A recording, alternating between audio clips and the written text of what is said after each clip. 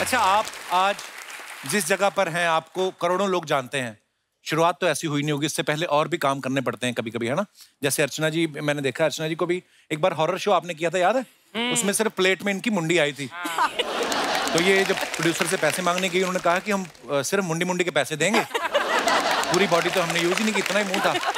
तो ये भड़क गई, कहती पैसे मैंने मुंह से मांगे हैं ना, हाथों से मांगे क्या? तो ऐसे बड़े काम मैंने भी टीवी पे आने से पहले बहुत काम किया। कोई ऐसा काम किया कभी आपने जो आपको इंटरेस्ट भी नहीं था लेकिन उस समय वैसे करना पड़ा? मैंने मेडिकल कॉलेज ज्वाइन किया था 2 दिन के लिए। फिर 2 दिन के लिए? ऐसी एक मुंडी तो नहीं काटी, बट अजीब अजीब चीजें करने का प्लान था। मेडिकल स्टूडेंट थी? हाँ। डॉक्टर बनने का मन था आपका? हाँ, मैंने साइंस ही मतलब यही सोच के बड़े हुए थे कि यही करना है। अच्छा। फिर उसके बाद जब एक हफ्ते मेडिकल तो स्कूल में जो बचपन का सपना था एक ही दिन में वाइंड अप? एक ही दिन में पूरा। मार काट नहीं देख पाई आप?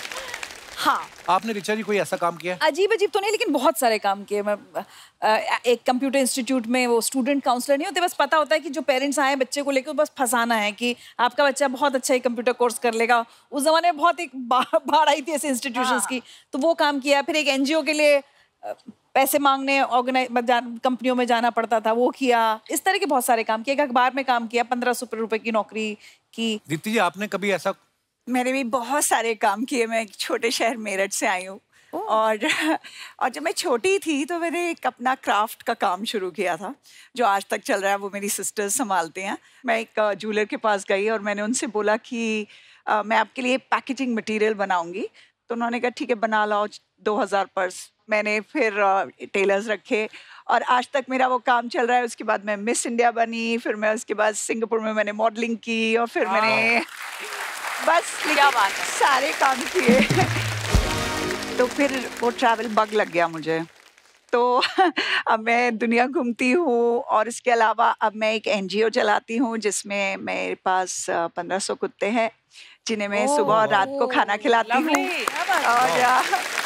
और ये मैंने पेंडेमिक में शुरू किया। आपको पता है धार्मिक शो करके आपके चेहरे पे जो नूर आया ना, मुझे ऐसा लगता है कि सच्चे दिल से कोई मांगे आप मुराद भी पूरी कर देंगे उसकी। नहीं मतलब सीरियसली। एक बात और मैं आपको बताना चाहूंगी, मेरी मम्मी वहाँ बैठी हैं। अच्छा, और ये सब मैंने उन्हीं से ही सीखा है क्योंकि मेरी मम्मी एक अनाथ आश्रम पिछले 30 साल से अपने आप चलाती हैं मथुरा में। और मेरी मम्मी 87 इयर्स की हैं और ये आज तक अपने पैसे खुद बनाती हैं और कभी भी मेरे से पैसा नहीं लेती। So proud of you, ma'am. बहुत बहुत स्वागत है आपका। मैं थोड़ा पीछे ले जाऊं आपको। आप आशुतोष राणा जी की बात कर रहे थे ना कि रेणुका जी के लिए कविता लिखना, तो मैंने पिछले साल आशुतोष जी का इंटरव्यू किया था। उन्होंने बहुत खूबसूरत 2 पंक्तियां इनके लिए बोली थी जो मैं बताना चाहती हूँ। शब्दों को अधरों पर रखकर मन का भेद न खोलो, शब्दों को अधरों पर रखकर मन का भेद न खोलो, मैं आंखों से सुन सकता हूँ, तुम आंखों से बोलो। हाय हाय, क्या बात है, हाउ ब्यूटीफुल। मिनी मैम के जो हस्बैंड है ना कबीर खान साहब, बहुत ही कमाल के डायरेक्टर हैं। उनकी स्टोरी टेलिंग बड़ी अच्छी होती है। जब उन्होंने आपको प्रपोज किया था, कौन सी स्टोरी सुनाई थी उन्होंने आपको? नहीं, उनकी स्टोरी जो है ना वो सारी फोकस करते हैं अपनी फिल्मों पे, ठीक है? तो मेरे लिए कोई स्टोरी नहीं बचती, लेकिन उन्होंने मुझे स्टोरी सुना के नहीं, actually he was the first guy जिसको देख के मुझे स्टोरी आने लगी थी बड़ी। So we met at a show, I was called to host it in Delhi, जब बहुत पहले एक शो टीवी चैनल होता था, and he was a cinematographer then. तो तब वो उनको बुलाया गया था कि शूट करके। हम दोनों के पास डेट्स नहीं थे, लेकिन मैं उस प्रोडक्शन हाउस में उनसे मिलने गई थी कि no I don't have time, and then I saw him and he was there to say कि मैं ये शो नहीं कर सकता और मैं भी ये नहीं कर सकती। फिर हमने एक दूसरे को मिले, 5-10 मिनट बातें की, डेट्स निकल आई कहीं ना कहीं से। डेट्स निकल आई कहीं ना कहीं से, हमने डेट्स एडजस्ट कर ली। वो प्रोड्यूसर मिला नहीं, बोले शो तो तुम लोगों ने किया नहीं, शादी कर ली तुम लोगों ने। देखो ऐसे ही भगवान ने लिखा होता है सबका। ऋचा जो है ना, इनको आप अक्सर देखते होंगे कौन बनेगा करोड़पति में भी एज एन एक्सपर्ट आती हैं। कभी कभी कोई कंटेस्टेंट फंस जाता है ना, तो ये आके जवाब देती हैं।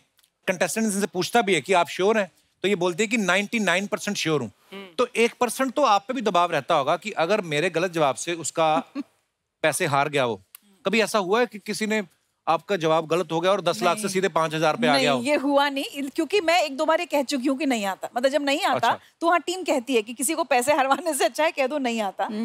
डर लगता है, लेकिन 99% ना वो कंपनीज की तरह नहीं होता, एक डिस्क्लेमर रहना चाहिए ताकि हमारे ऊपर गिल्ट रहे कि भाई हमने तो कहा था, 1% का डाउट तो छोड़ा था। बट कई बार मैं ये भी कहती हूँ 100% श्योर, मतलब जब बिल्कुल यकीन होता है। आपको कभी नहीं बुलाया ना केबीसी में बच्चन साहब ने? बुलाया, खेलने लेकिन मैं नहीं गई। ऑनेस्टली जब हम कॉमेडी सर्कस कर रहे थे तो हमको जाना था, but I said no, because मुझे लगा कि मेरी जनरल नॉलेज बहुत पर मतलब नहीं मैम, आप पैसे ही बोल रही हैं, पर अगर आप जाती तो मेरा नहीं ख्याल 2-3 हज़ार से कम में आप आती। मतलब आपको जाना चाहिए। मुझे यही डाउट था।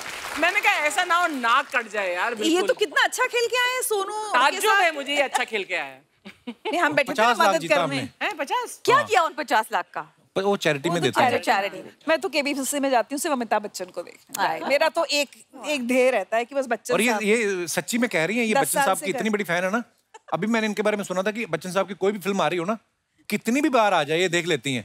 और सूर्यवंशम मुझे लगता है आप ही ने सबसे बात देखी होगी, क्योंकि सबसे ज्यादा टीवी पे वही आती है। आपको पता है सूर्यवंशम में जो गांव वाले नहीं है हीरा ठाकुर के, वो एक दिन सेट मैक्स के ऑफिस गए थे, कहते हैं हम रोज आके थक गए, हमें बंद करो।